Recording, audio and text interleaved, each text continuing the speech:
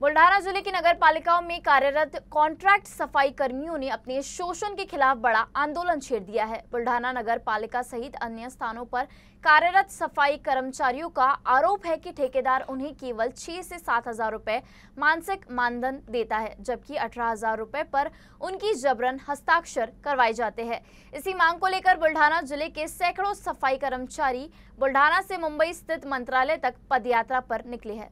कर्मचारियों का कहना है कि ये अन्याय है और श्रम कानूनों के खिलाफ है। सफाई कर्मियों की मुख्य मांग है कि उन्हें कानूनी प्रावधानों के अनुसार न्यूनतम वेतन दिया जाए और ठेकेदारों की मनमानी पर रोक लगाई जाए। इसी मांग को लेकर बुल्ढाना जिले के सैकड़ों सफाई कर्मचारी बुल्ढाना से मुंबई स्थित मंत्रालय तक पैदल यात्रा पर निकल पड़े। लगभग 4 से 5 दिन का सफर तय करने के बाद वे मंत्रालय पहुंचकर मुख्यमंत्री देवेंद्र फडणवीस से मिलेंगे और अपनी समस्याएं सीधे उनके सामने रखेंगे। मुंबई रवाना होने से पहले कर्मचारियों ने बुल्ढाना जिलाधिकारी कार्यालय के समक्ष जोरदार नारेबाजी की और अपनी मांगों का निवेदन सौंपा। इस आंदोलन को भाजपा पदाधिकारियों ने भी समर्थन दिया।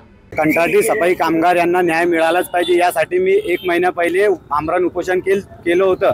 तर आम्हाला पालकमंत्री महोदयांनी कलेक्टरला वारंवार सूचना दिल्या, पण कलेक्टर साहेबांनी आपल्या उडाउडीचे उत्तर देऊन आमच्या मागण्या मान्य नाही केल्या आणि आम्ही शासन परिपत्रकां GR किमान वेतनाची मांग करत आहे।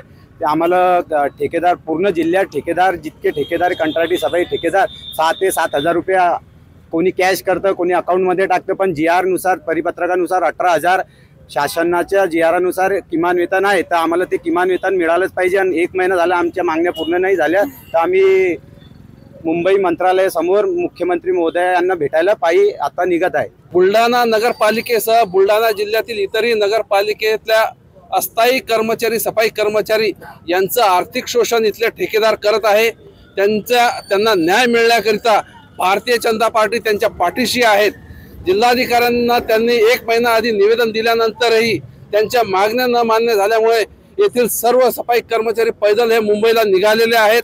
त्यांना आमचा पूर्ण पाठिंबा आहे। त्यांच्या मागण्या आम्ही शासन दरबारी मांडणार आहोत आणि जे या मागे लपलेले अधिकारी असतील, प्रशासनाचे अधिकारी असतील आणि ठेकेदार असतील आणि काही राजकीय वरदहस्त असतील यांना हातकड्या टाकून त्यांना जेलमध्ये टाकण्यापर्यंतची आमची भूमिका आहे।